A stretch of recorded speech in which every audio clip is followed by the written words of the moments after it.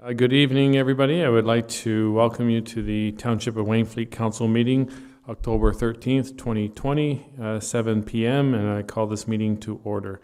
I'll now please stand for the national anthem.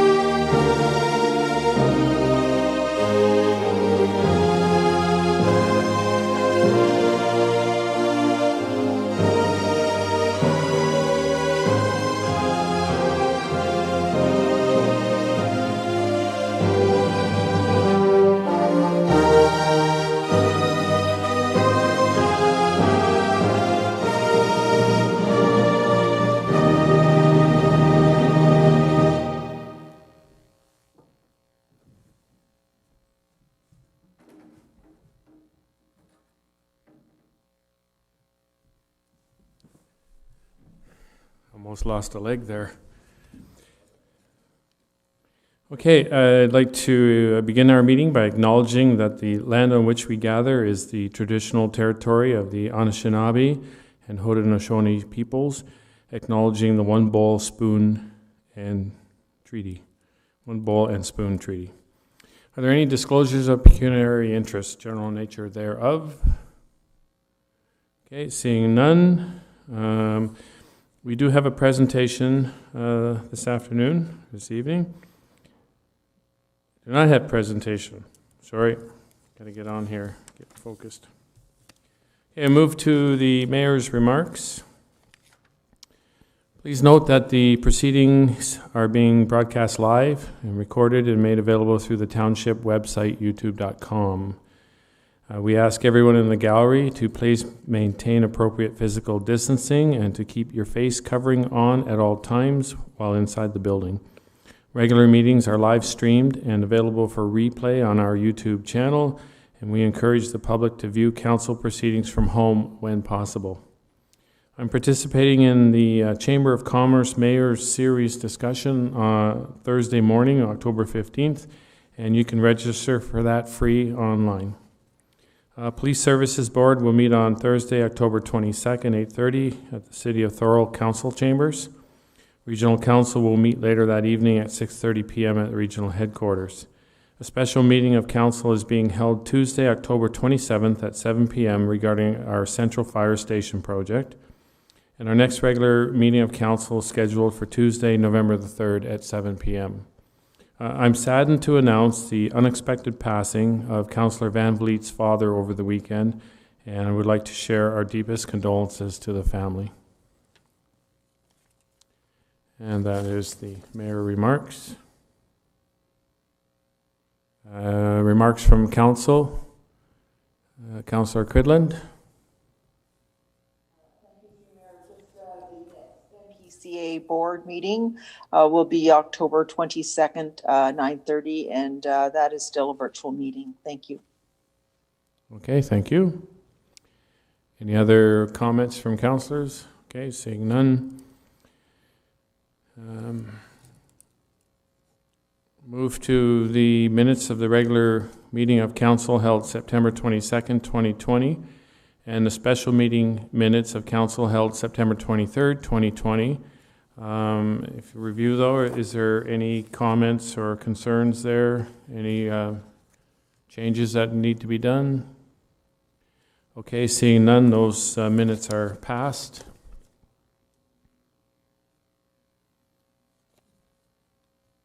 And we'll move on now to our delegation. Meredith, you want me to vote on that? Yes, please. Recorded vote. Okay. For the minutes, I need a mover and a seconder. Councillor McClellan, Councillor Cridland. Any discussion? All in favor? And that's carried. And delegations. We have this evening via virtual, Kim Rossi, Director of Philanthropy and PR, Pathstone Foundation. Ms. Rossi has submitted a delegation request to speak about the opportunity for a Pathstone mental health clinic in the township and a request for funding. Thank you for coming, Ms. Rossi. I look forward to your presentation. You have 10 minutes and off you go. Okay, so we work at Pathstone inside a cloud, and for some reason I'm having some issues accessing my PowerPoint presentation from outside the cloud. I know you have a copy of it. I'm going to try now to share it and see if it works, but if not, I think that you have one on your end as well, this same presentation. So let's give it a shot. Share, let's see. Yes, very good. We're off to a good start. Okay. Thank you so much for the time tonight, and I will try diligently to stick to that 10 minutes. Meredith, if you want to give me a 1-minute warning, I can usually wrap it up in those 60 seconds, and happy to do so. I don't want to keep anybody longer than need be. If you're not familiar with Pathstone Mental Health, I'll give you a couple of just quick overviews about our organization and the fact that we service the entire Niagara region. And part of the reason for this presentation tonight is to talk a little bit about how Pathstone is extending the reach right across the region to be more representative of the region that we serve. So the numbers haven't changed, whether we're talking about Niagara, Ontario, or Canada. 1 in 5, and now we're seeing new numbers of 1 in 4 children and youth will be affected by a mental health issue. That 1 in 4 number I saw about 3 weeks ago, and I'm still doing some digging to find out exactly where that originated. And I have to wonder if COVID has any impact on that change in that number. And something we did learn over the past, I'd say 15 years, is that 70% of mental health challenges have their onset in childhood or adolescence. So this is where it's stemming from. And we're at a point at Pathstone where we can actually change the path for children who are affected by mental health issues before they get into adulthood. When talking about suicide, we definitely have to. Canada's suicide rate is, 10 people in Canada die by suicide daily. In Niagara, our numbers are growing, but I can tell you that since the beginning of last year, we haven't had any reported, I want to preface with reported sudden death, categorized as sudden death suicide of those 18 and under. And I can tell you from the beginning of this year, and we'll get to that, actually, I'm probably jumping ahead of myself. Let me just go to the slides.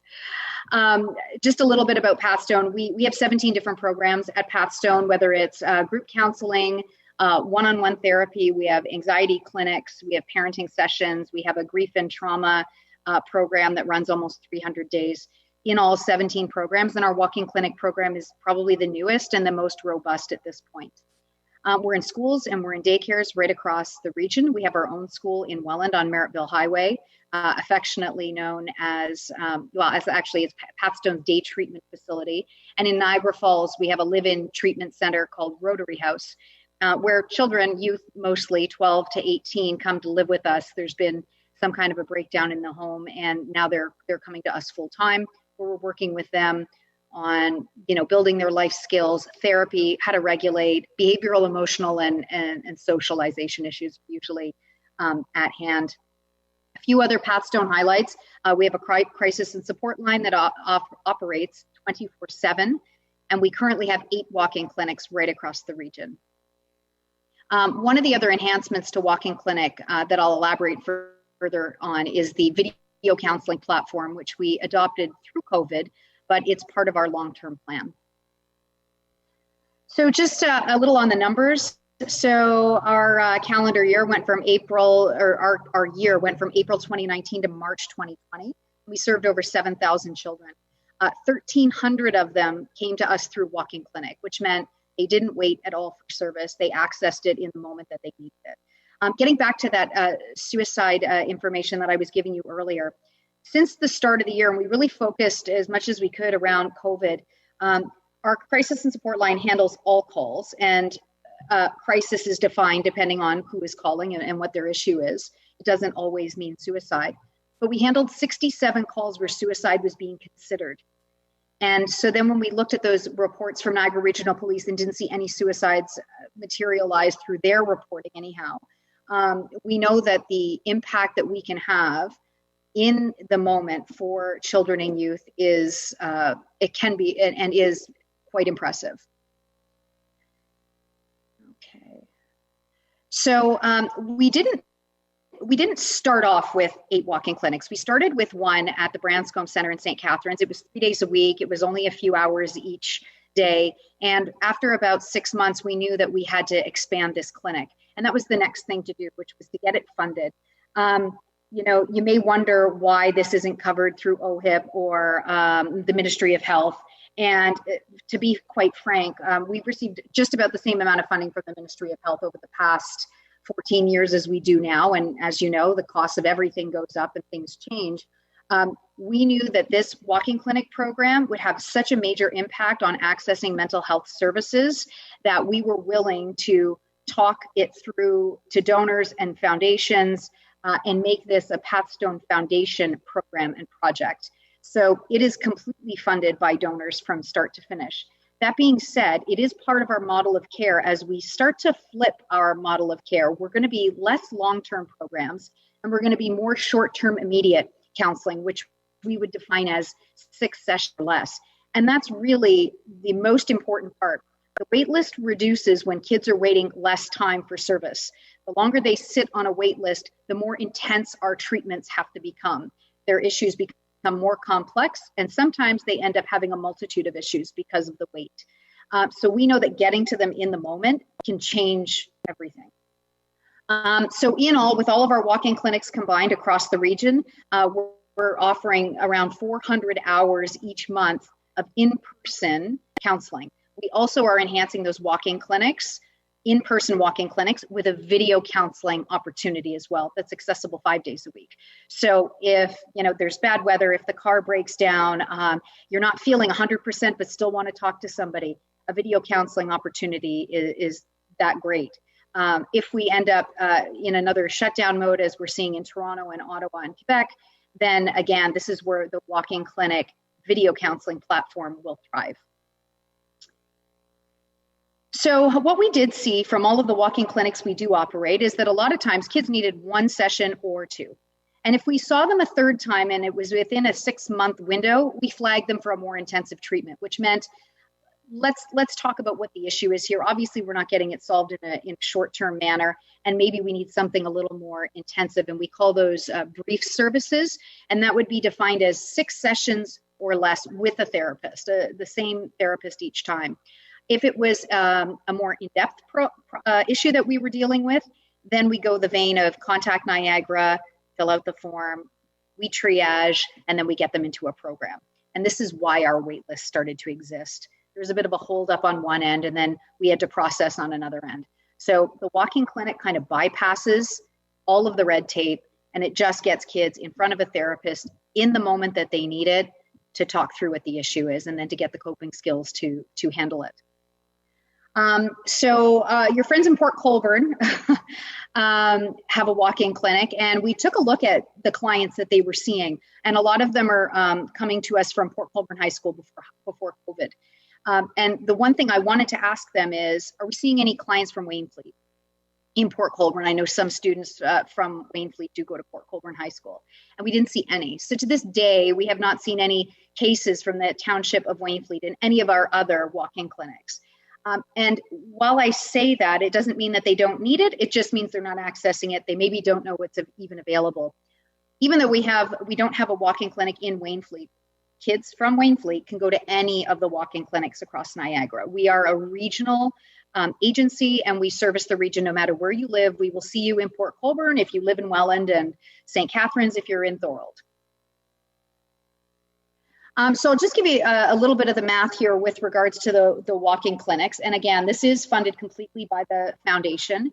So the 5-day-a-week Branscombe Center walk-in clinic cost to operate is just over $203,000 for this current year.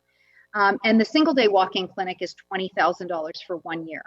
The other condition that comes with that $20,000 cost is we need a space to house it in. So we need a free, safe, and accessible space for counseling. And we would work together on finding that space. Just to give you some examples, in Thorold, in Grimsby, and in Beamsville, we have them in the library. There's a private room in the library that kids are using. In Niagara Falls, it's at a health team office. Let me think of where the other one is. Ms. Rossi, you're down to your last minute. Last minute? Okay. So as far as, finding that space of where it can be housed, that's something that we work together on. The $20,000 cost covers the therapist. There is no money to be made here from the foundation. This is just a passion project the CEO and I took on and are working to fund. This will not always be the requirement of needing the funding every year as we flip the model of care to be walk-in clinic first and then long-term therapy second. So we kind of covered that. Yeah, just to highlight, walk-in clinic is immediate access to care while kids are fresh in their feelings. And as mentioned, we expect this model of care to look completely different in the next 3 years. We're in year 2 now, so you're catching us at the turn. I'm happy to take questions if that's something that I can do. Yes, absolutely. Okay. Thank you very much. That was an excellent presentation. I apologize for having to hasten along, but it does work. No need. Yeah. No need. It's echoey. Is something? We're good there now? Okay. Yeah, if you could, everybody mute there. We were getting feedback, so thank you. Okay, thank you again. Any discussion from members of council? Councillor McClellan. You, Mr. Rossi, Mr. Mayor to Mrs. Rossi. So I had a couple of questions here. You seem to have answered why it's not covered by OHIP. The other one, my question is, we're a small municipality, so the cost is the same for every municipality. It's not per population or that type of. Yeah, fair question. It is a cost based on the therapist having to be there X amount of hours per week. So we have 2 therapists and are actually going to have to increase to 3 that will split all of the walk-in clinics throughout the week, including St. Catharines. So because we're up to 8 walk-in clinics, right now we've got 2 staff covering 4 each per week. We're going to bring in 1 more part-time staff to help with any kind of relief that may be needed. The other thing to mention or to note actually is the fact that we keep the therapists that are on the road, we call them, at the same walk-in clinics every week. So if someone goes in one Monday and then returns the following Monday, they're not going to be seeing someone new. They're going to be seeing the person they saw last week who's familiar with their case and what they might have discussed. Thank you. Okay, go ahead. So you covered in that the children can Zoom in, which was another question I had, because just at the start, I could see it with COVID, with my age group going to get help was a stigma. I don't think our kids have the same, and our grandchildren certainly don't have the same point of view on it. But so I guess what kind of a public space, like you said somewhere at libraries and that is, so I take it you want another adult in the building so that there's no issues come up? Yeah, so when we would talk about that, like what a free, safe, and accessible space looks like and what that definition is. We'd love for it to be close to like a main artery if possible, or school. A lot of them are located near school, so kids can easily access them after class, on their spare, what have you. We definitely want it to be a public space, so where people are free to come and go. It's not like, and I can appreciate that there is still a stigma with young people. There tends to not be as much. I speak to, before COVID, was speaking to grade 7 and 8 classes all the time, and kids would say, I know Pathstone, I have anxiety. And they're very open and public with it. And we do a lot of work with the schools to be able to make it, more of a mainstream conversation. It's the, invisible disease kind of thing. You can't see it. always. But yeah, we would work together on deciding what that safe, accessible space would be. And yes, having someone at a reception desk or info desk, that sort of thing, some kind of a check-in is always advantageous. Thank you. I should just quickly mention that because of COVID, our walk-in clinics have flipped to an appointment-only service. And at first, I'll have to admit, I was a little concerned about that because we had always talked about, just show up and we'll see you, and that's great. But because of COVID and crowding, we wanted to make an appointment as something that had to be done. It's same day appointment. We can make the appointment for the day that you need it in advance, whatever they're calling for, we will find a spot to have them seen that day. So you don't have to worry about that, barrier to care kind of going up. And same with video counseling. They want a video counseling session. They call, they make an appointment. We get it to them that day, that hour, and we send them the link. They click and they're in a video counseling session. There's nothing to download at all. Okay, and Councillor McClellan, follow up. One last question. Since COVID has started, has there been an increase in the need for this, or is it has it not changed, or have you not seen any difference? Yeah, well, when COVID first started, we saw a lot of concerned parents because we were in isolation and they were working in small spaces, maybe lack of, reliable internet connection. It was a lot to get used to for everybody, and really no one knew what was coming down the pipe. I want to say that maybe at this point in the game, we're a little more regulated as to what COVID is and looks like and how to respond and react. That to say, students are struggling with the various learning platforms still. Giving a student the, option to come in a couple of days or not, and then having them do online learning and regulate how they are learning on their own. Is a lot. It depends on, the parent's workload and that sort of thing, whether or not they've got the ability to be, a part-time teacher after hours. So the stress and anxiety is definitely there. Any research that we've seen has pointed to an increase of about 80% in how caregivers and parents are handling the pandemic. Worry and anxiety has definitely increased. The effects on children we are seeing through their parents. We know that anxiety is contagious, essentially, and an anxious parent or caregiver will breed an anxious child. So it's about kind of calming and reassuring the whole family unit versus just focusing on the children. Okay, thank you. Councillor Cridland, comment, questions? Go ahead. Thank you, through you, Mayor. And again, thank you for this presentation.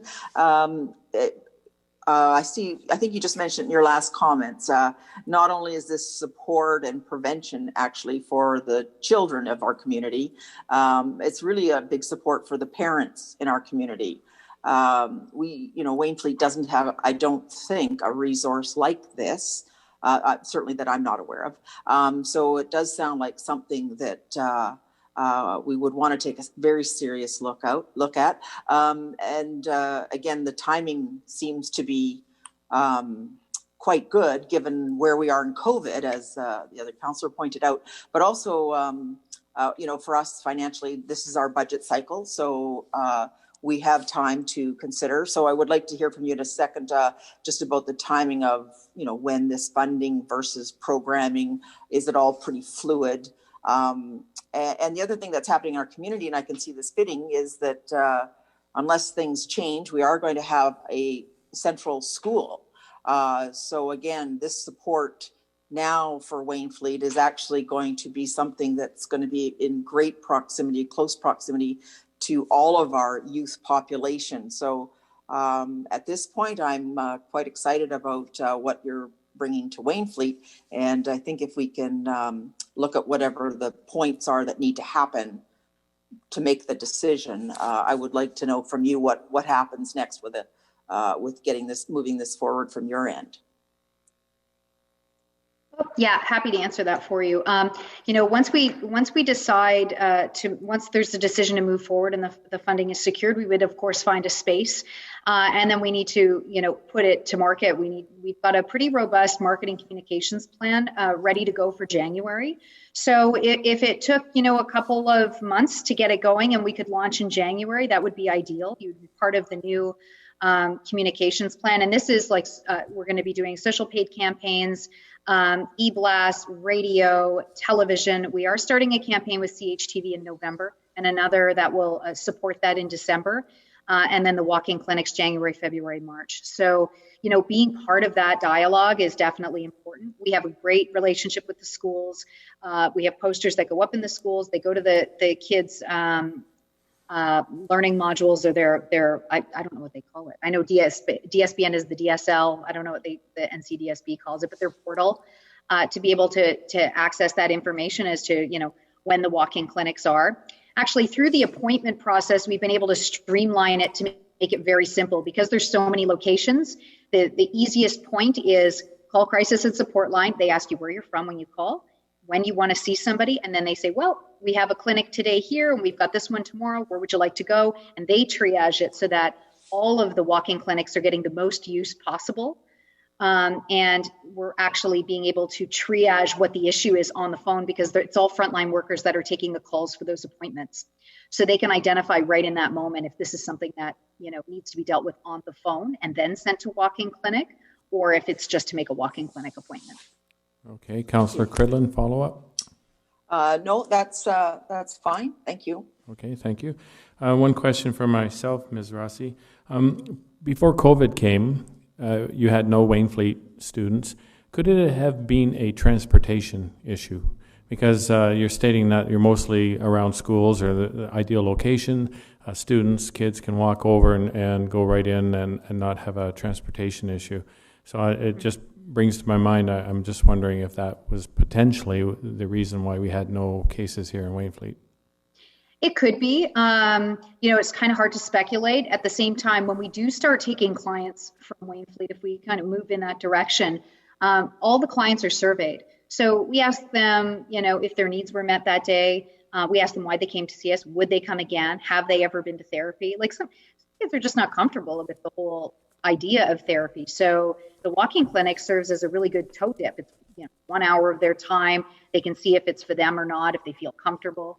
And it's not it's not a scary environment. It's not clinical at all. We always look for a kind of a very warm, comforting space. The library in Thorold, for example, was a very big, wide open space. I said, okay, let's kind of cozy this up. Let's get a couch. Let's get, you know, some pillows and some art. And it's a great, looks like someone's living room.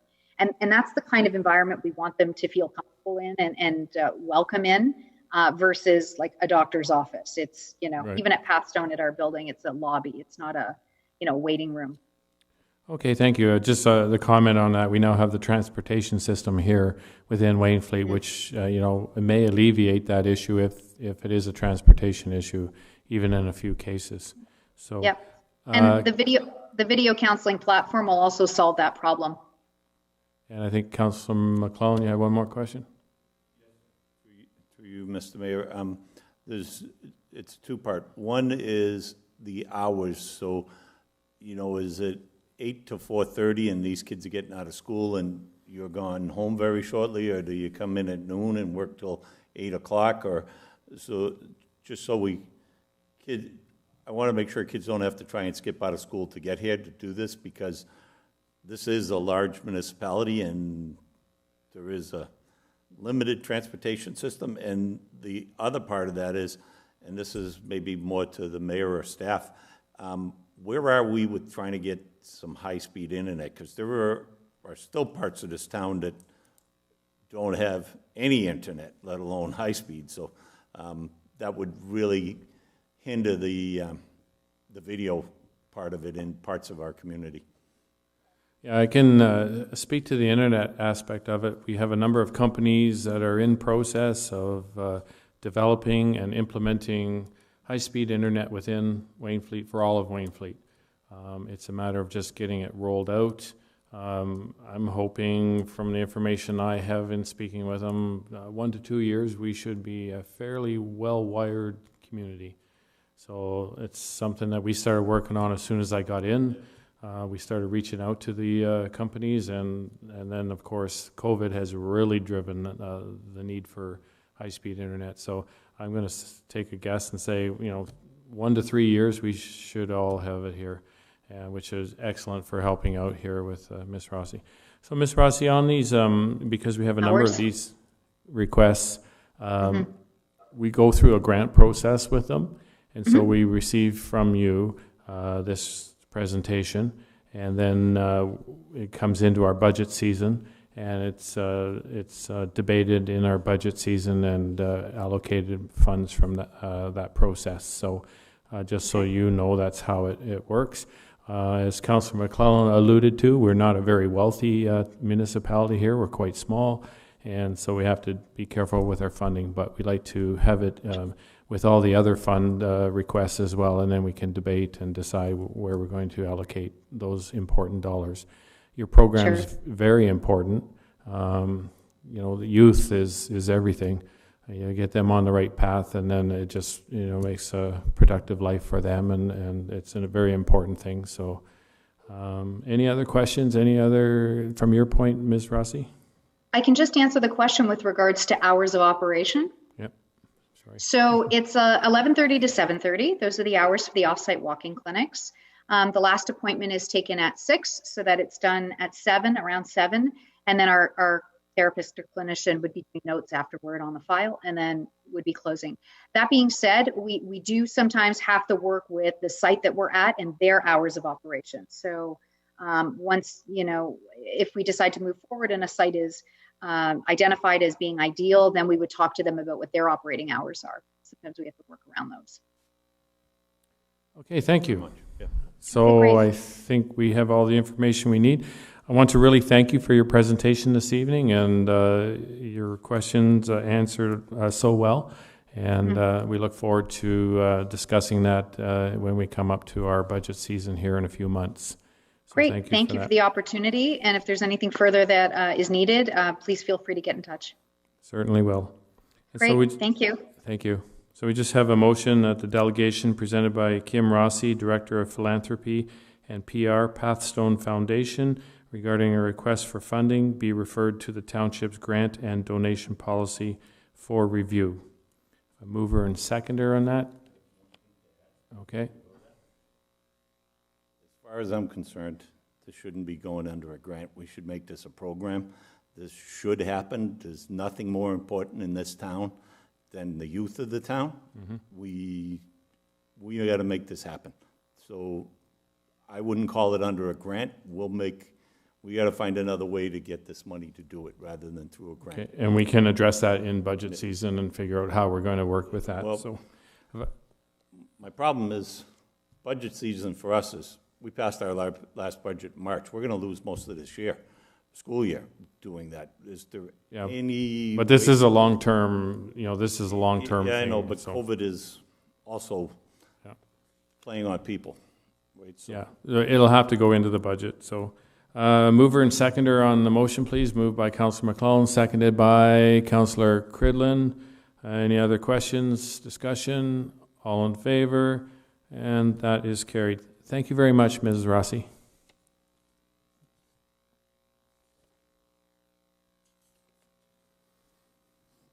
Okay, we move on now to our admin staff reports, and we'll speak first to the budget variance report, and we'll have that from our treasurer, Ms. Louie.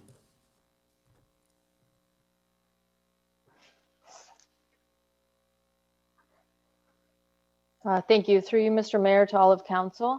So this is just a routine report detailing actual figures to budget as of September 30th. At this time, there isn't anything of concern, but staff will continue to monitor balances leading up to year end. At this point, staff anticipate year end figures to be under budget, and you can look forward to a more fulsome report coming forward regarding expenditures and revenue losses projected all the way up to December 31st as a result of closures and precautions taken as a result of the coronavirus pandemic. Okay, thank you. So we'll put this on the floor. A motion, admin staff report ASR 32-2020 respecting budget variance report third quarter be received for information. Mover seconder, Councillor McClellan, Councillor Gridland, and all in favor. Okay, that's carried. And discussion, please. Councillor McClellan.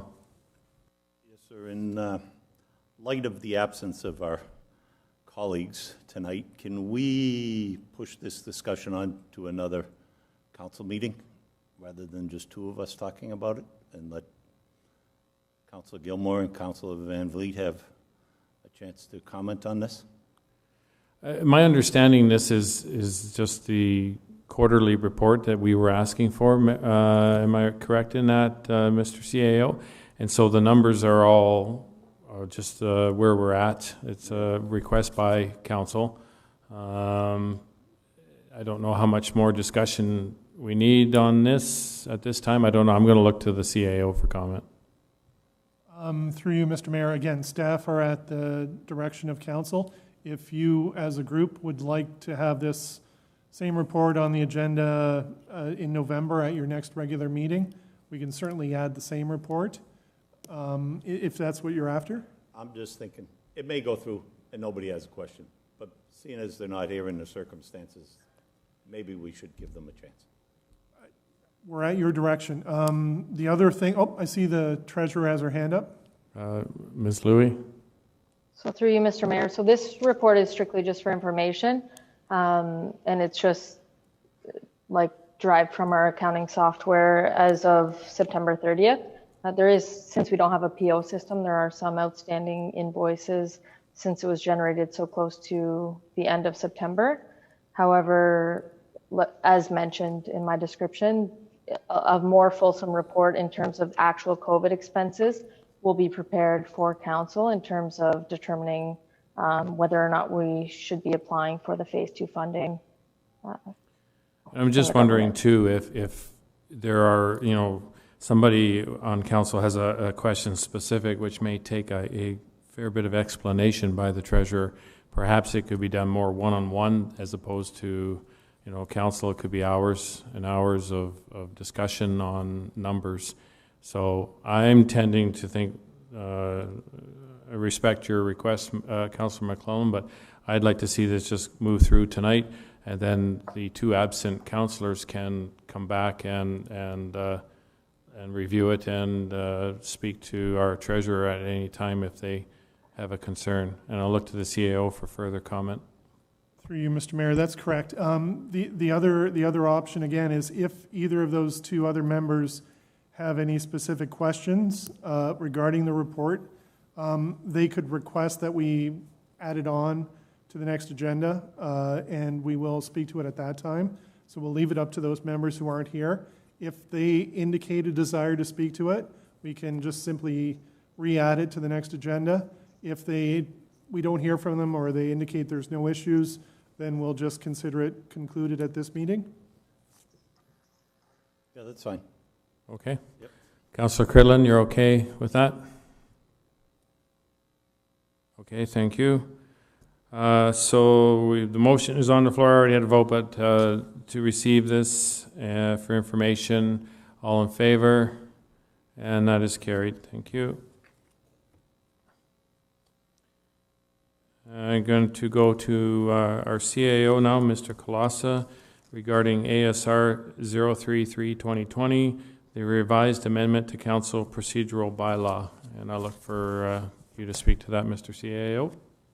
Through you, Mr. Mayor, at the last meeting of council, staff introduced a report proposing an amendment to the procedure bylaw to permit electronic meetings to occur after the conclusion of the current emergency situation that we're in. That change was proposed as a result of some changes made by the province to the Municipal Act to allow councils to do that. During the discussion of that report at the last meeting, members expressed some concern about some certain potential situations that might arise and requested that staff review some potential amendments that would address abuse, if you will, of the electronic meeting format by members. To that end, we reviewed the Municipal Act and found an example of a similar abuse clause that we have tried to incorporate into the electronic participation during non-emergency situations. And what we're proposing is that a member of council be allowed to participate electronically for up to 3 occurrences following which, if they want to participate electronically beyond 3 occurrences, they are required to obtain a resolution of council authorizing such participation.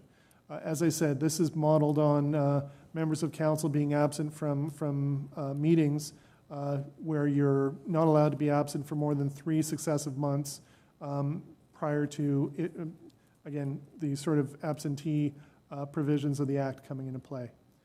The other discussion that council had was the need to sort of regularly review the bylaw, and that is certainly a sort of policy approach that we have adopted with staff. It's not necessarily an element that needs to be incorporated into the body of the bylaw, but by all means, council has the ability to request a review of any bylaw at any time, and likewise, major bylaws like this are introduced and reviewed generally at the initial term of office when council takes office, and then usually during the midpoint of the office, which is sort of the time frame that we're in right now. Okay, thank you. I'll put the motion on the floor and we can have discussion.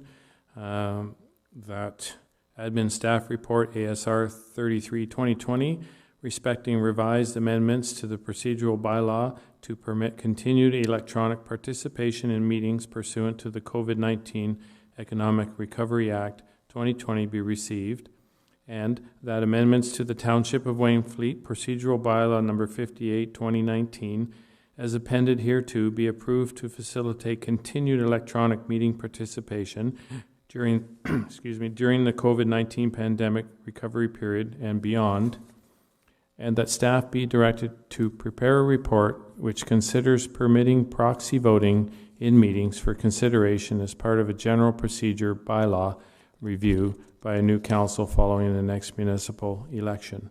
I have a mover and a seconder to put that on the floor, Councillor Cridlin and Councillor McClellan, and discussion, please.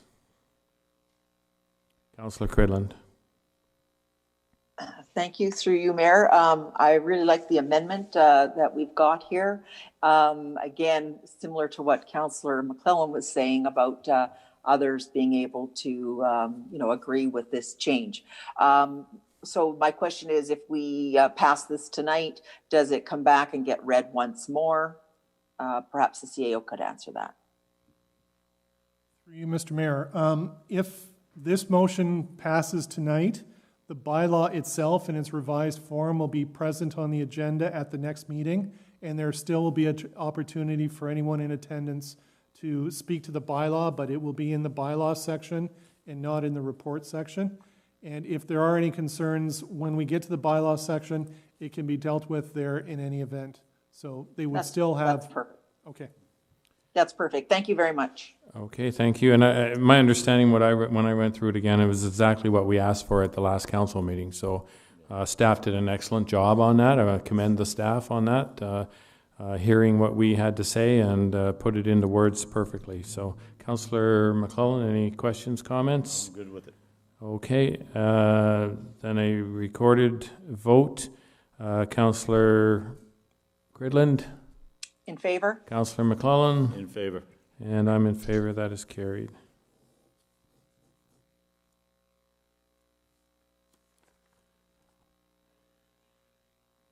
Okay, the ASR 034-2020 regarding the Niagara South Coast Tourism Association update, and we'll look to Mr. Kolasa again to speak to that, please. Through you, Mr. Mayor, during the last council meeting's COVID update, I provided information about the township being party to the Niagara South Coast Tourism Association and some provincial funding that we received through that organization to assist with some of our tourism-related COVID costs. The purpose of this report is to give a higher level overview of the Niagara South Coast Tourism Association and provide advice about some of the other elements of the grant funding we received from the Tourism Industry Association of Ontario and how the funds are being utilized at the, I'll say it, the higher level of the association itself, and as well as a detailed breakdown of some of the allocations that have gone to our partner municipalities. The one last element that will be coming forward, as indicated by the treasurer when she was doing the financial budgetary review, was that a more fulsome COVID impact analysis from a financial perspective will be coming to a future meeting. Other than that, I'll be happy to try and respond to any questions. This report was developed in conjunction with the other 4 municipalities, and a similar report is going to each of those municipal councils over the coming weeks. Okay, so we'll just put the motion on the floor that admin staff report ASR 34-2020 respecting an update regarding the Niagara South Coast Tourism Association be received for information. A mover and a seconder for that, please. Councillor McClellan and Councillor Cridland. And discussion, please. Councillor Cridland. Thank you. Through you, Mayor. Maybe just to the CAO. I just wondered who the key contact would be for businesses or other people in the municipality that may see this as something they could reach out to the association. And then would something like our festivals that we missed this year could be they're what we have for tourism, and I wonder if that could be captured. It's slightly different than other municipalities. But just 2 comments, so thank you. Through you, Mr. Mayor, we're currently in the midst of setting up the internal administrative processes to deal with inquiries from businesses and groups, if you will, in the various municipalities to be administered by the Tourism Association. So those are forthcoming, and we will be getting those out in the near future. As to sort of the ability for the sort of non-traditional businesses in Wainfleet to access the funds, we're really at the mercy of the funding organization, TEO, and they have very strict guidelines about who is eligible to receive funding and assistance. That said, we're still exploring all the options and alternatives, and like I say, the South Coast Tourism Association is in the midst of kicking off some new programs, and we hope that will be able to draw in as many Wainfleet attractions, if you will, that we can. So we will definitely be reaching out wherever and whenever we can. Okay, thank you. Any other questions? Okay, seeing none, I'm doing a recorded vote here. Councillor Cridland, in favor or opposed? In favor? Councillor McClellan? In favor. And I'm in favor. That is carried. Okay, now we'll move on to the ASR 35-2020, the COVID-19 impact report by our CAO, Mr. Colassa. We'll give that. Through you, Mr. Mayor, I think my last report for the night, hopefully, but basically another regular update advising of the sort of changes of status with respect to COVID that we've experienced since our last meeting. I think at the last meeting we indicated to you that one of the big things we were working on was getting the arena ready to open, and just to advise that we officially opened on October 3rd. So the ice is in. We do have bookings in place, and right now it's a matter of working with the user groups and dealing with the sort of protocols that we have in place.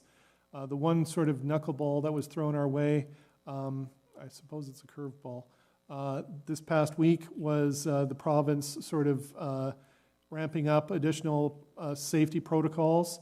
And although they don't apply to us at this time, there has been hints that increased COVID activity may result in sort of backstepping or taking a second look at the nature of operations. So we are preparing for whatever contingency might occur in that regard. That said, some of our other facilities, for example, hall rentals, which we were previously working on, we've sort of put on hold for the time being just due to the rise in COVID cases. Moving on from there, wanted to point out that the library continues its efforts at gradual recovery. It has been increasing its sort of curbside hours throughout the entire pandemic, and they're at a point now, actually starting today, where they were scheduled to start taking appointments for in-person browsing, which is sort of a new experimental procedure that they're trying to do to accommodate the users. Likewise, there's a recognition that our township offices, although currently remaining closed to the public, we are still operating at, I guess, full strength, able to deal with people electronically wherever and whenever needed. And for those people who are unable to deal with us electronically, it's simply a matter of making an appointment, and we'll be able to accommodate you in person, one-on-one. We just need to know that you're coming. There's a screening process that has to happen first, and then we'll do what we can to assist with any issues. Farmers Market had a great season this year, ended just prior to Thanksgiving, and really good numbers and good turnout, lots of interest, so much so that one of the things that's being explored is a potential Christmas market with a few limited runs just prior to Christmas. We're working out details right now. It's a scheduling thing, and we also need to keep our eye on what the provincial regulations may modify to as the days go by. And the last big one to mention is Remembrance Day, scheduled for November 11th. Although the province is really cutting back, we feel very importantly and very strongly that Remembrance Day needs to occur here in the township, and we are making plans to have a remembrance service on November 11th at the 11th hour on the 11th day of the 11th month, especially this year as it recognizes 75 years since the end of World War II. In doing so, we will be looking to the federal remembrance service that's happening in Ottawa, and we'll be taking our cues from the Legion, and we'll taking advice from medical professionals to the best of our ability. Finally, the last real big component of this report is the Safe Restart program.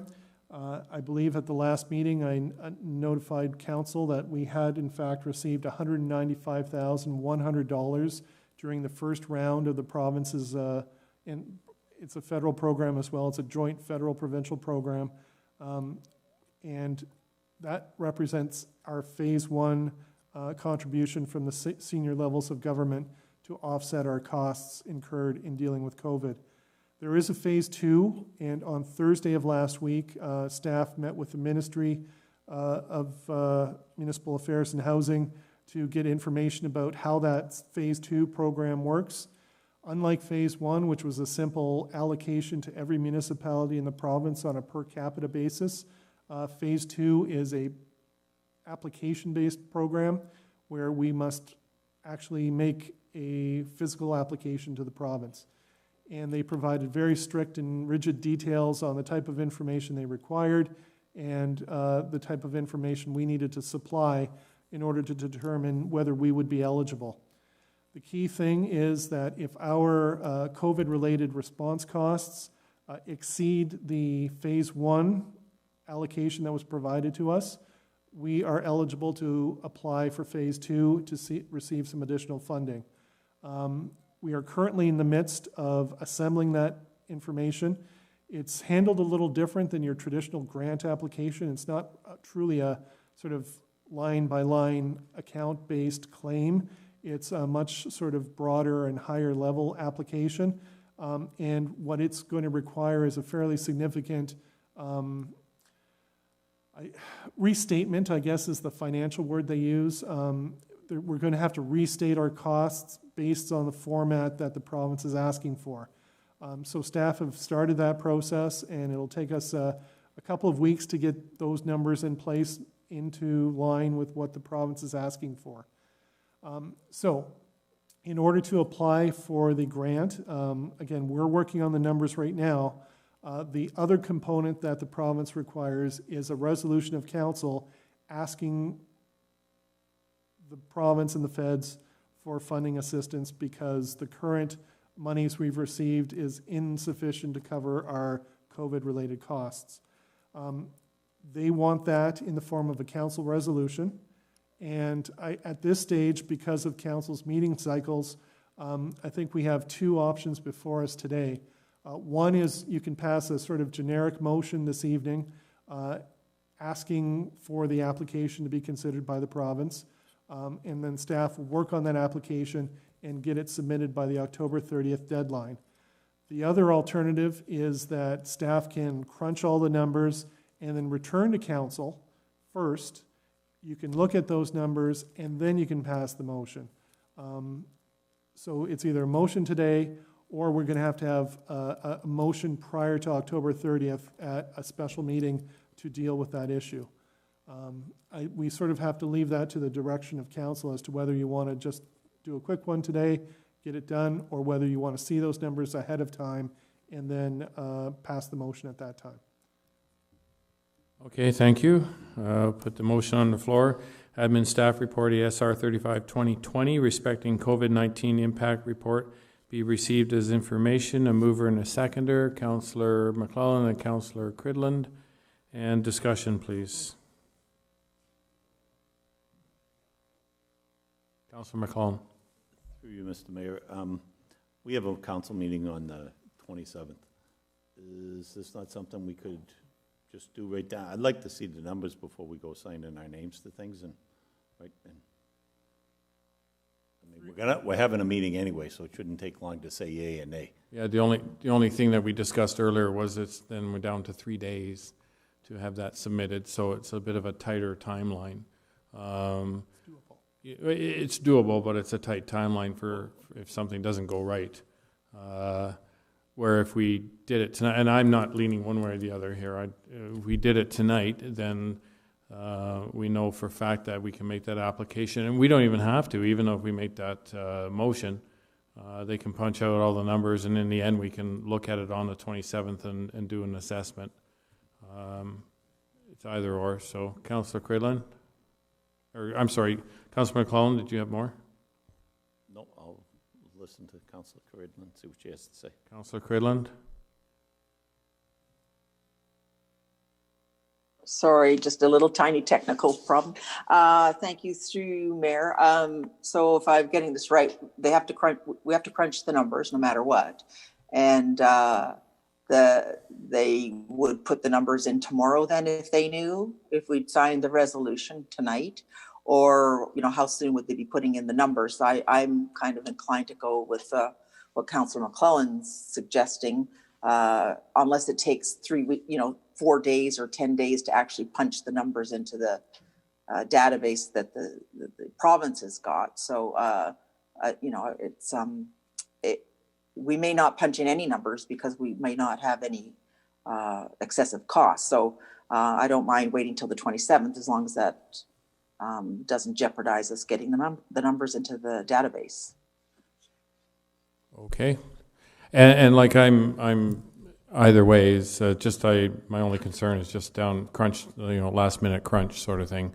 They're going to work on the numbers. I think they probably already started punching out the numbers, and so it can wait till the 27th. That's not a problem. Yeah. That's right. Okay, so to receive this report at this point, recorded vote to receive the report. Councillor Cridland? Yes, approve. Just to receive it, yeah. Councillor McClellan? Okay, and that is passed. And let me just look at this.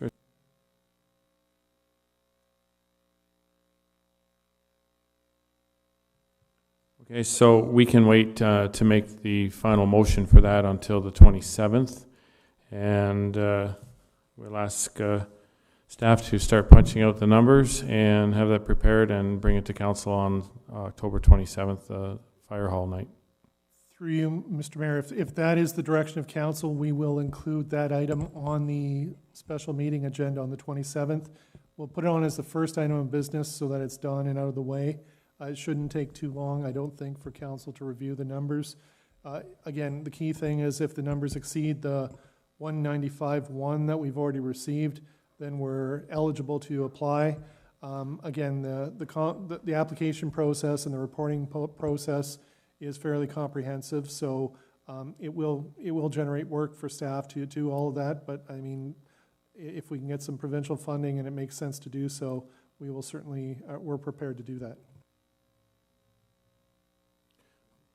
Okay, Councillor McClellan. So if it helps, I mean, it's really not hard to call a special meeting. Most of us are around. There's not a whole lot going on in the world these days that you're going anywhere. So if you need us in here quicker, I'm pretty sure all of us could get here and get it done for you if it means getting it into the other end. So.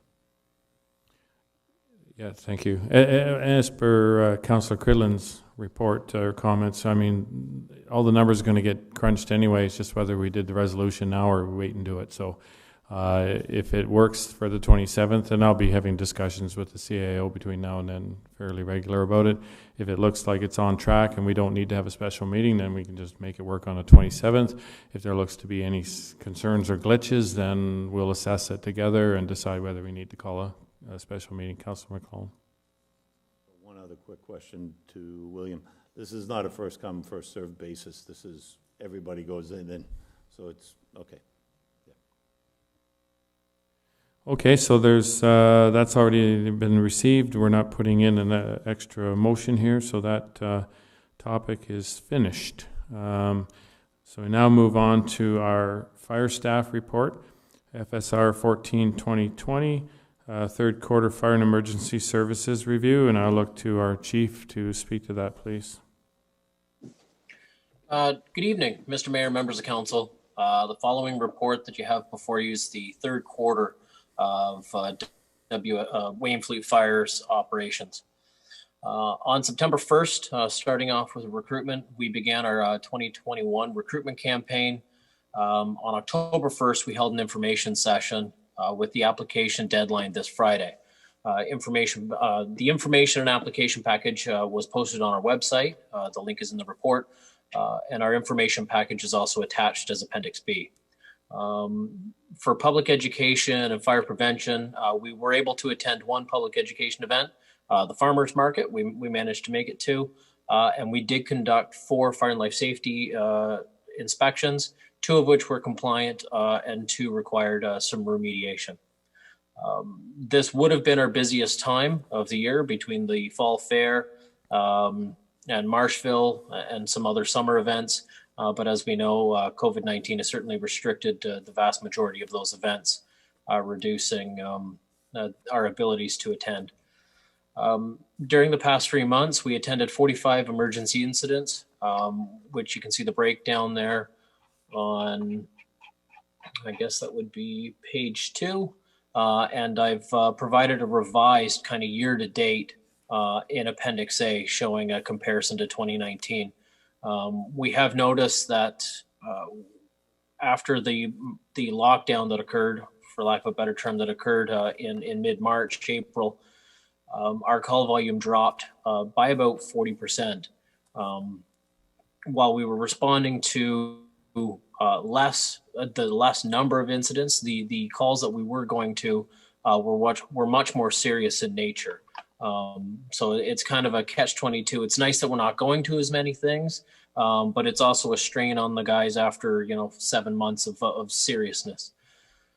Moving on to equipment and apparatus. In August, we did conduct our annual apparatus and ladder testing. All of our engines passed and our ladders passed. Again, for the second year in a row, and not surprisingly, the squad was not successful. As previously reported, that does leave us with only 3 engines operating out of 4 stations. There is no manufacturer, no parts, no supports for that truck. So at some point, we are going to have to find a replacement for that. Additionally, Engine 2, which is a 1991 International, is now 21 years old. And is no longer recognized for insurance purposes for frontline service. So really what that means is we have 2 frontline engines for 4 stations. So we're going to have to seriously look at our apparatus fleet coming the 2021 budget. In speaking about capital budgets, many of the fire and rescue equipment and personal protective equipment that was approved has been purchased and placed into service. As approved and directed by Council on September 22nd, the SCBA have been ordered and is set to be delivered by early December. The request for proposal for the compressed breathing air system, which is the compressor and filling station, is currently open. It closes October 27th with a report set to come to Council for the 1st November meeting. Training continues to occur in a modified manner in accordance with all public health recommendations with regards to infection prevention and control. We did manage to conduct 2 live fire events, one on September 26th and one on the 10th in Fort Erie. And following our ongoing recognized in-house training programs, we managed to host NFPA certification testing on September 19th, where we had 16 members write 8 different exams. So that's a huge step again for us in our continuing professionalism. Some of the priorities moving into later October, November to the rest of the year. We will continue with our recruitment for the 21 class.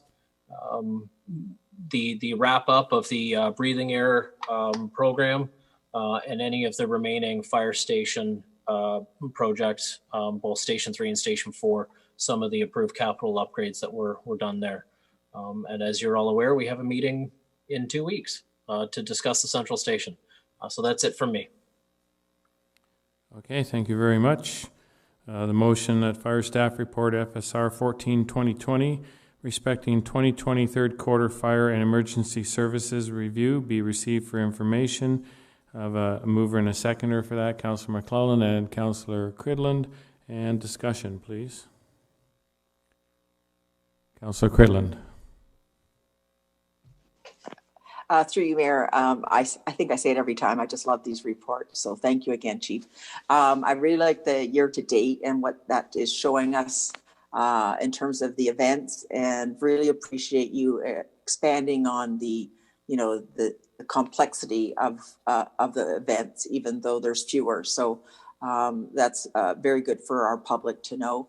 And again, with that kind of information, I was going to ask, but I think you've answered it in your comments. Did it leave us some capacity that we could redirect to education, given how things have happened over the summer year to date? And then the other comment was, of course, we'll be seeing something for the budget, I hope, on those vehicles. So again, a very good report. Thank you. Okay, anything more, Chief, on that response? Okay, seeing no other comments, then the motion is to receive the report. Recorded vote, Councillor Cridland to receive it. In favor. Councillor McClellan, and that is received. Thank you. Now we move on to a very interesting Public Works staff report, PWSR 009-2020 regarding 2020 municipal bridge culvert inspection. And I'll look to Mr. Nan to speak to that, please. Through your worship to yourself and members of council. This is a information report.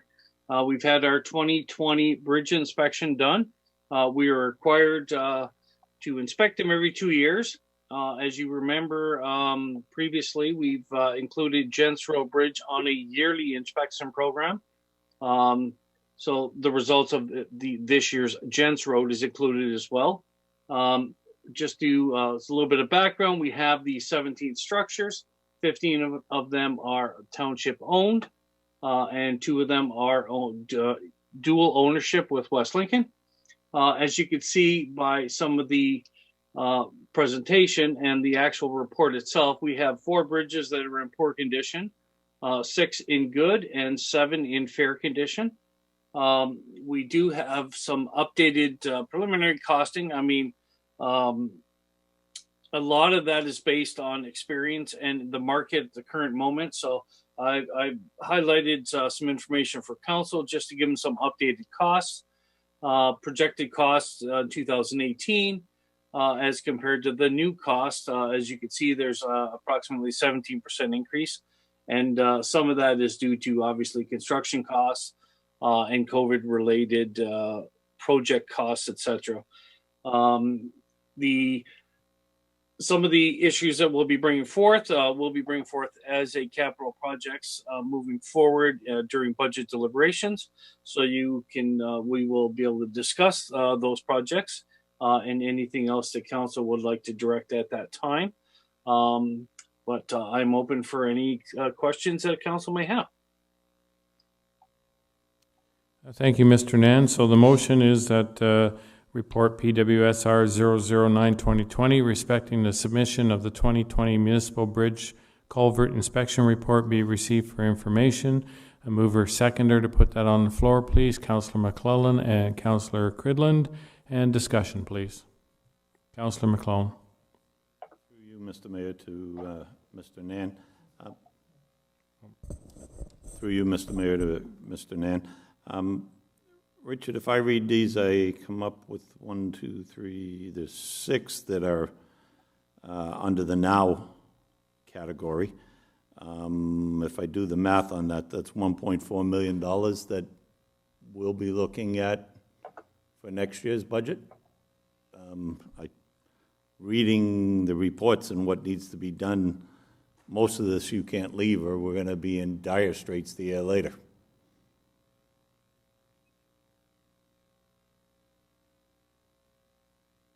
Yeah, question or just comment? No, so I'm just asking, is that right, or what are your comments on this?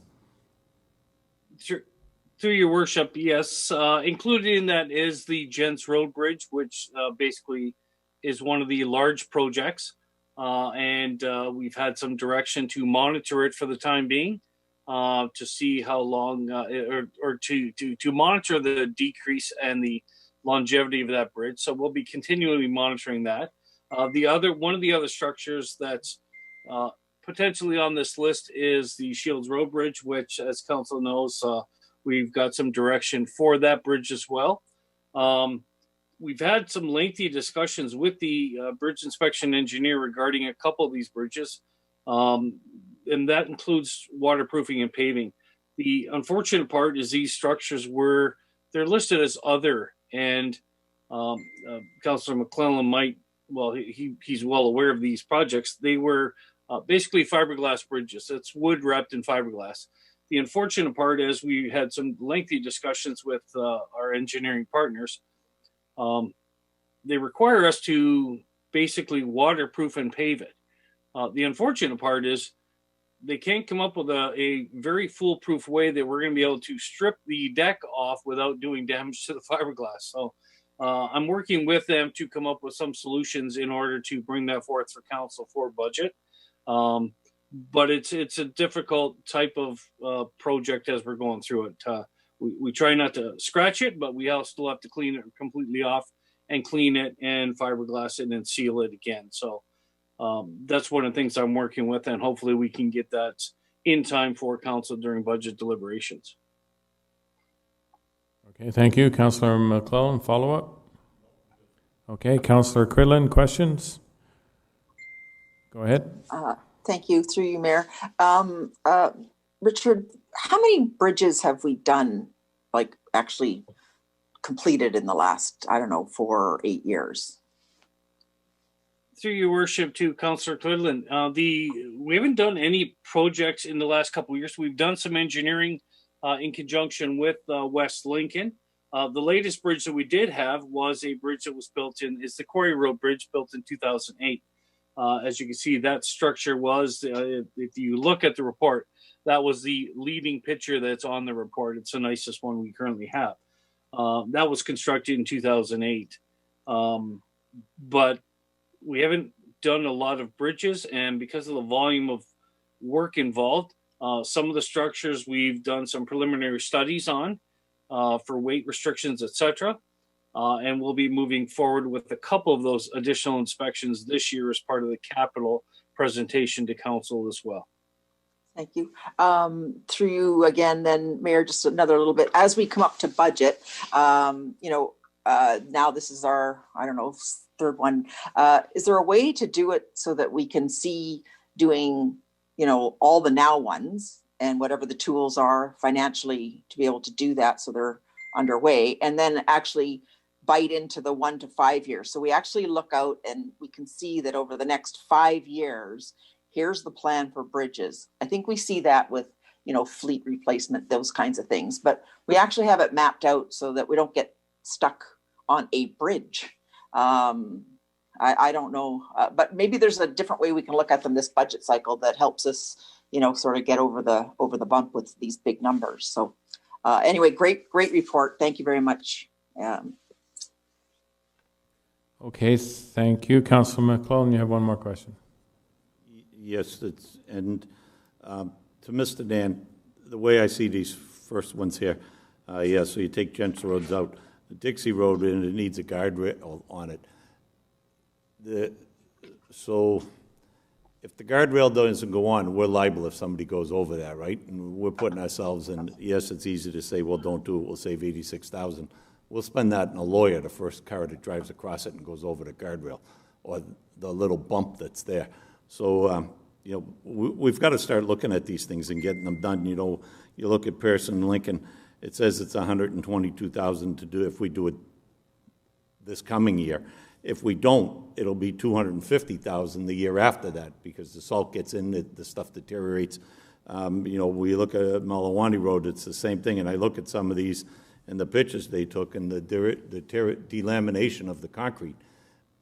It's not getting any better. We've got to do some work here or we're going to lose a lot more than saying, okay, well, let's push it off 4 years because we can get across it. The Shields Road, I get it. I don't, as far as I'm concerned, we should just close it at that point and not even spend the $5,000 for inspection because it's a waste of money. But we have to make some hard decisions here to get some of this stuff going. It's going to cost this municipality a huge dollar really quickly because we won't make a decision. Okay, thank you. So this report is just to receive for information. So it's an excellent report for guiding us down the road, no pun intended, in regards to the next number of years and the work that needs to be done. So it's been moved and seconded. So I just need a yay or a nay. Councillor Cridlin to receive the report.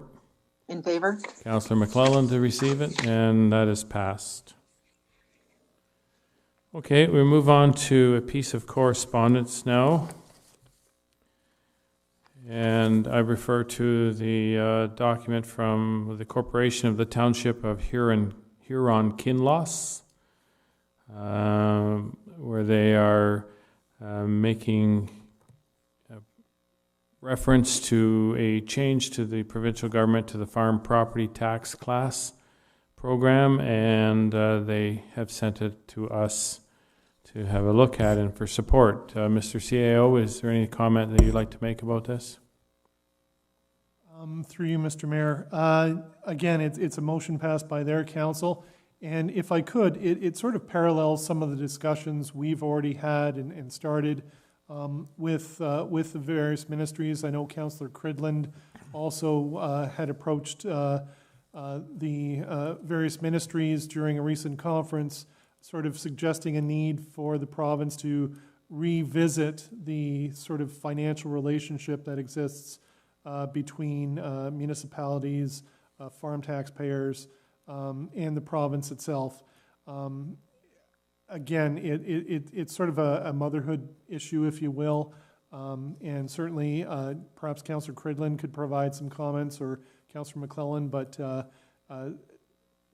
it's a very basic request to investigate the relationship that currently exists.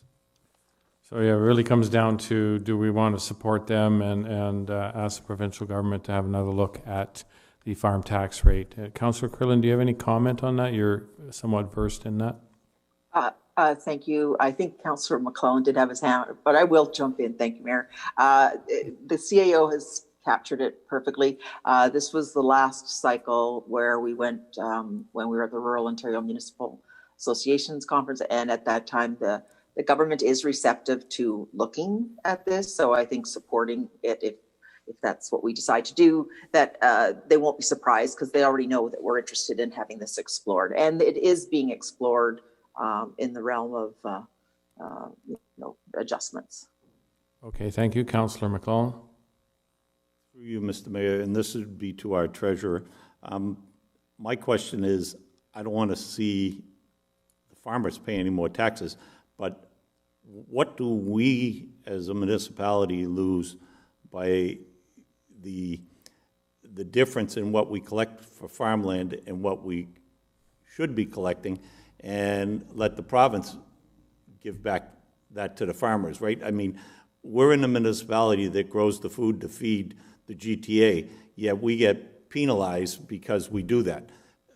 You know, everybody lives in Toronto. They pay lower taxes than anybody else in the rest of the province because they have, their tax rate is so low. Yet, if you listen to them on the radio or the newspapers, they're all crying they pay too much. But, you know, we're feeding them. You know, they should be paying some of this to the taxes, and we should not be penalized for being a farm community. And that, you know, so I don't know if the treasurer would know that offhand really quick, how many acres we have by versus what we lose, but I'm willing to bet it's a substantial amount of money. I look to the treasurer, if you're able to comment. So through you, Mr. Mayor, to all of council. So I don't have the exact acreage at this moment. I can definitely look that up and forward that on to all of council for your information. I mean, as noted, 25, like the farm rate is 25% of the residential rate, and being predominantly farm in Wainfleet, that is significant in terms of our tax base and our assessment and what that does in terms of our budget figures. So historically, it was done differently, where they were taxed at the residential rate, and they would apply to the province for those funds back through income tax. However, that's not the case now. It's done where the rebate is done at the municipal level through the property tax system, which, as Councillor McClellan has stated, is not exactly equitable for rural communities. Okay, thank you. So it really comes down to, do we support this document, the letter received from Huron Kinloss, and we would piggyback along with them and have that sent to the province as well. And so if that is the thinking, then I would need a motion to state that, and we can vote on that motion, and then that letter of support would go forward. Councillor McClellan? I would make a motion that we support this, and that I don't know if we should add our 2 cents that, you know, about that farm community shouldn't pay the price for feeding the rest of the province, right? It's a high price to pay. So okay, so that being the motion then? Yes. Okay. Did you we capture that, Madam Clerk? Okay, thank you. Okay, and so that's the motion moved by Councillor McClellan, seconded by Councillor Cridland, and I have a recorded vote. All in favor, Councillor, Mr. CAO wants to jump in. Through you, Mr. Mayor, I think all the discussions we've had to date at the municipal level is that anytime that these sort of policy-related tax changes are made, you'd probably also want to encourage that they be made so that the individual farmers are not specifically targeted with bearing the cost of this as well, so that they're not negatively impacted, and that it's a broader community, province-wide approach that's taken. So that is what I said at the beginning. I don't want to see the farmers pay any more taxes than they pay right now. I just want the people that are eating the food they grow to pay some of those taxes. And we'll make sure that's captured in the motion as well. Okay, I was just going to have an attempt at that, but Thank you, Madam sir. Clerk has that recorded. We're all in good shape. Where was I? That was the motion. It's been moved and seconded, and the recorded vote in favor of that motion. Councillor McClellan, Councillor Cridland. In favor. And that is carried. Okay, we move on to our bylaws. We have no bylaws on our agenda this evening. Notice of motion. We have one, Councillor Van Vliet, and Councillor McClellan has advised he has two. I'll deal with Councillor Van Vliet's first, and then that'll be finished. Councillor Van Vliet provided notice of motion to reconsider Resolution C 2020-161 to reduce the fire hall design by 2,500 feet as provided at the last regular meeting of council. As Councillor Van Vliet was unable to attend this evening, we will place this motion on the special meeting agenda scheduled for October 27th. So that will appear at that time. And now I turn to Councillor McClellan, who has advised me he has 2 notices of motion. Through you, Mr. Mayor. So the first one is a notice of motion that the Township of Wainfleet opt out of the FADS program, as there is no reason to build above and beyond the Ontario Building Code. FADS adds approximately 30% to the cost of a building. That came from an architect. That didn't come from me. So when FADS came in, it came in as a broad thing. The region said, oh, it's a nice thing. Everybody, municipality, nobody knew what it was going to cost them. It's 30% of the cost of a building. Okay, so your notice of motion, Is this that is we for opt the out. next discussion at the fire hall meeting. So the notice of motion is to remove FADS from This building. the Wainfleet Township in building of the fire hall. Or we can go right across the township for anything we build, because there's nothing we have that Okay, needs so to that's spend the 30% first notice extra. of motion. Thank you. That's the first one. Second one. Second one is a notice of motion that the council hire a project manager to complete the design and construction of the new fire hall, and all staff be removed from the project. Staff have done a fantastic job of keeping our town safe and compliant, but with the round 2 of COVID well on its way, we need them to focus all of their attention on the job that they are so good at, and let us get the professionals to finish the fire hall. Okay, thank you. So both those motions will be brought forward as notice to the next council meeting on the 27th. I look to Mr. CAO to speak to that. That was actually going to be my question to members of council. With those notices of motion, the normal practice would be that they go to the next regular meeting, which would be November 3rd. The question is, we're having a special meeting on October 27th to deal with the fire hall. Is it the wish or desire of council that these motions go to that meeting, or that it go to the regular meeting on the 3rd? Councillor McClellan, what's your intent? I'm just trying to think when Council Gilmore will be back, and if he'll have any time to go through this and read it and have any discussion. So maybe we go to the 3rd. I don't really care if it goes on the 27th. If we do something on the 27th and then this comes out on the 23rd, on the 3rd, nothing's going to happen in between. So let it go to the 3rd and let's do it. But okay, so those notices of motion will go to the November 3rd regular meeting on here in Wainfleet.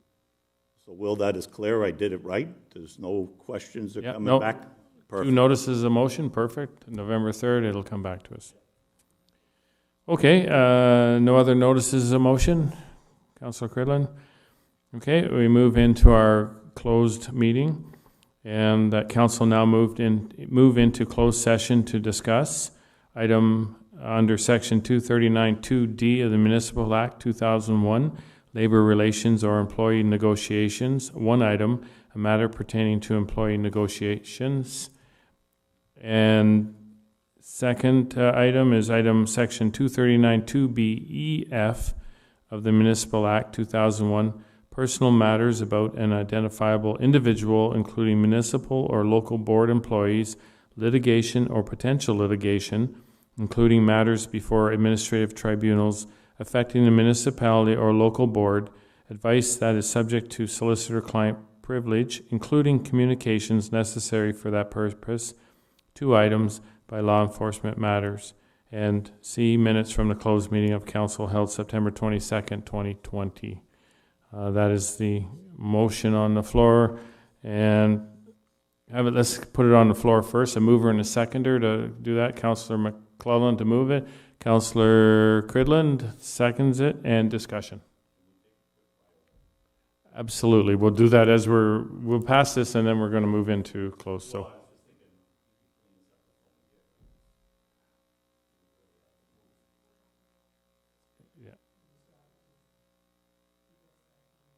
It's all set for the other thing. Okay, so that's the discussion, recorded vote to move into closed session. Councillor Cridlin, In favor? Councillor McClellan, and that's carried. And we now move into closed session.